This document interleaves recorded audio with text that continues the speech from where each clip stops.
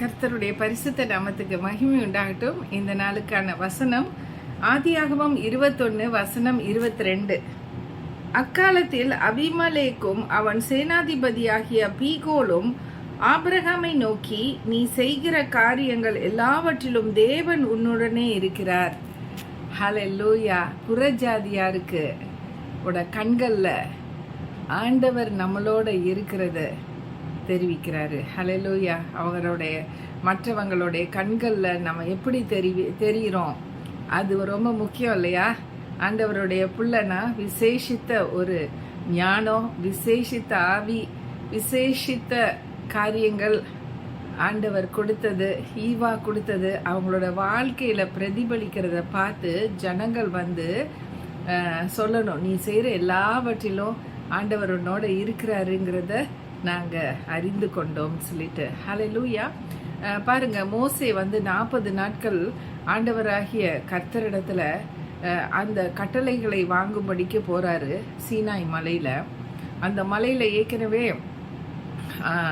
ஆண்டவருடைய ஒரு பிரசன்னம் எப்படி உருவாகுதுன்னா, அந்த மலை அப்படியே வெடிச்சு அதுல இருந்து அக்கினியும் அதுல இருந்து வெளியில வருது, புகை காடா வருது, கல்லுகளெல்லாம் உடஞ்சி விழுகுது.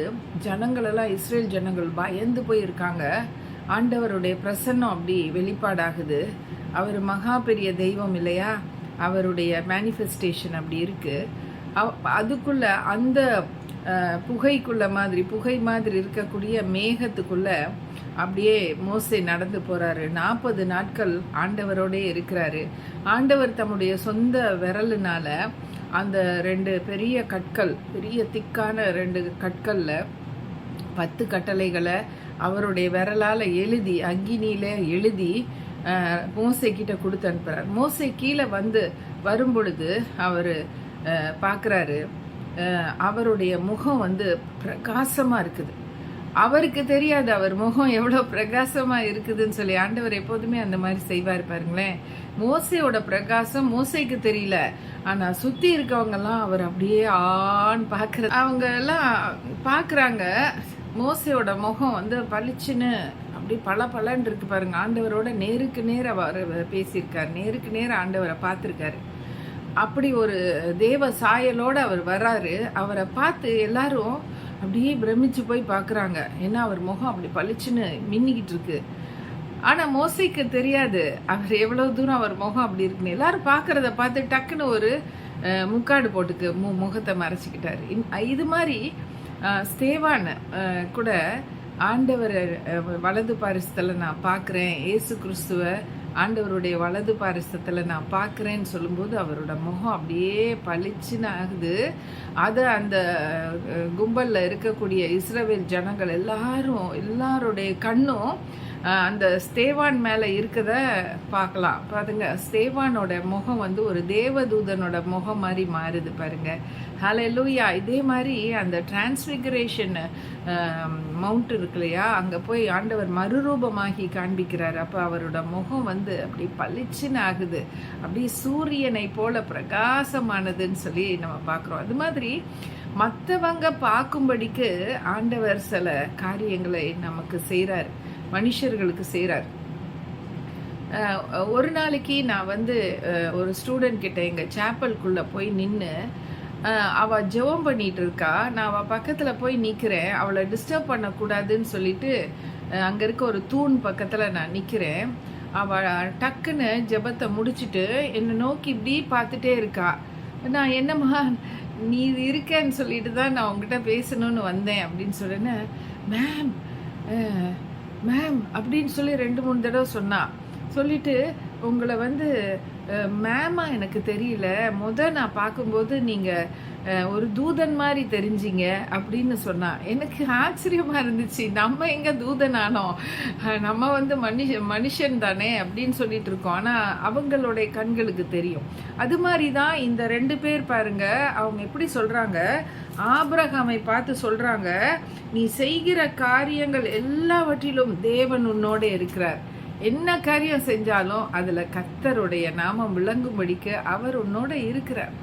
நீங்க யெகோவா ஷம்மா இன்னைக்கு நம்மளோட இருந்தாருன்னா நம்மளுடைய முகம் பிரகாசிக்கும்.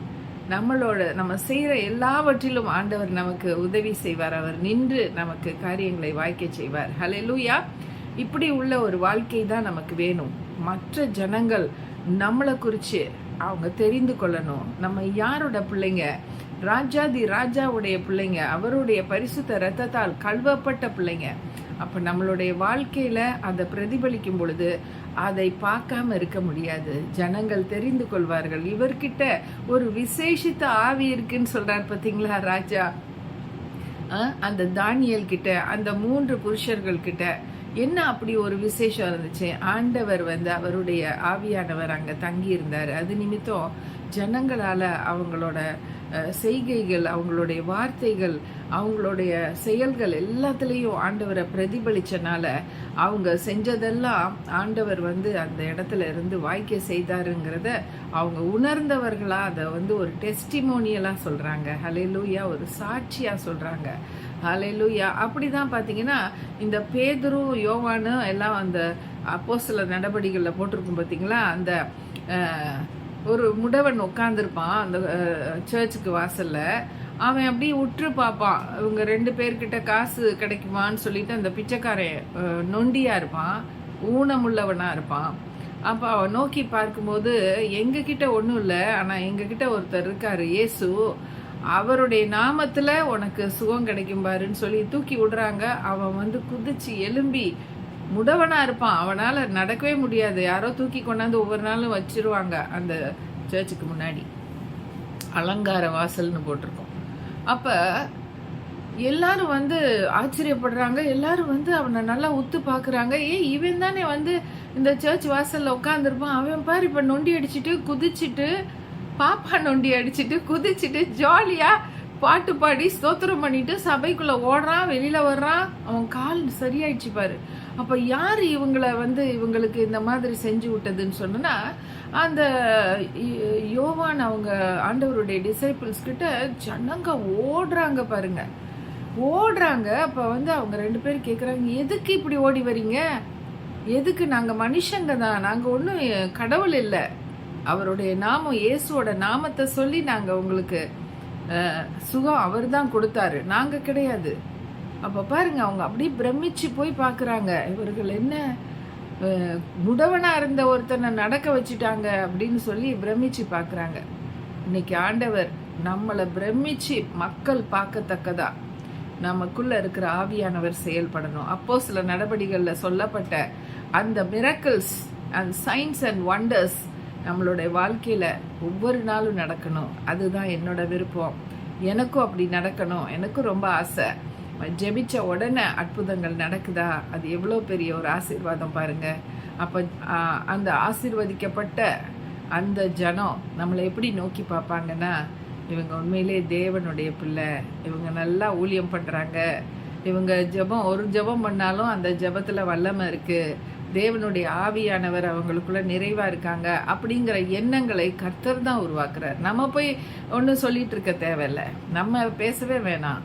நம்ம அமைதியாக கர்த்தருடைய வேலையை ஒழுங்காக உண்மையும் உத்தவமாக செஞ்சால் போகிறோம், ஜனங்கள் அறிந்து கொள்வார்கள். அல்லேலூயா. நம்ம ஜெபிக்கலாம். நல்ல ஆண்டவரே, அப்பா, இந்த அபிமலேக்குக்கும் இந்த வீகோலுக்கும் நீங்கள் காண்பித்த அந்த காட்சி, ஆபிரகாம் செய்கிறத எல்லாத்துலேயும் ஆண்டவர் இருக்கிறாரு, துணை நிற்கிறார் என்கிற சத்தியத்தை அவங்க உணர்ந்து கொண்டாங்க. அதுபோல் இந்த நாட்களில் எல்லா ஊழியர்களும் செய்யக்கூடிய அப்பா அதிசயங்களையும் அற்புதங்களையும் கண்டு ஜனங்கள் ஆண்டவரே அப்பா இவர்கள் மெய்யாகவே தெய்வத்துடைய பிள்ளைகள் என்று அறிந்து கொள்ளட்டும். ஊழியக்காரர்களை அசட்ட பண்ணுறாங்க, ஊழியக்காரர்களை ஒன்றும் இல்லாதவங்க மாதிரி பிச்சைக்காரங்க மாதிரி ட்ரீட் பண்ணிட்டு இருக்காங்க நிறைய இடங்கள்ல ராஜா. ஆண்டவரே அடித்து நொறுக்குறாங்க. ஆனால் ஆண்டவரே நீங்கள் உங்களுடைய பிள்ளைகளுடைய முகத்தில் ஒரு அற்புதத்தையும் ஒரு அதிசயத்தையும் காண்பிப்பீரானால் ஆண்டவரே ஜனங்கள் புரிந்து கொள்வாங்க ராஜா. உமக்கு நன்றி தகப்பனே. இந்த நாளிலே நீங்கள் அப்படி விட்ட ஆசீர்வாதங்களை இந்த கடைசி நாட்களில் எங்களுக்கு கொடுங்க. கர்த்தருக்கு பயப்படுகிற பயம் அவர்களுக்குள்ளே உண்டாகட்டும். அவர்கள் மெய்யாகவே ஆண்டவருடைய அன்பை அறிந்து கொள்ளட்டும், அவருடைய ஆசீர்வாதங்களை பெற்றுக்கொள்ளட்டும் ராஜா. ஒவ்வொருவரையும் ஆசீர்வதிங்க. இயேசுவின் நாமத்தில் கேட்கிறோம் நல்ல பிதாவே. ஆமென், ஆமென். Thank you for watching this video and God bless you all.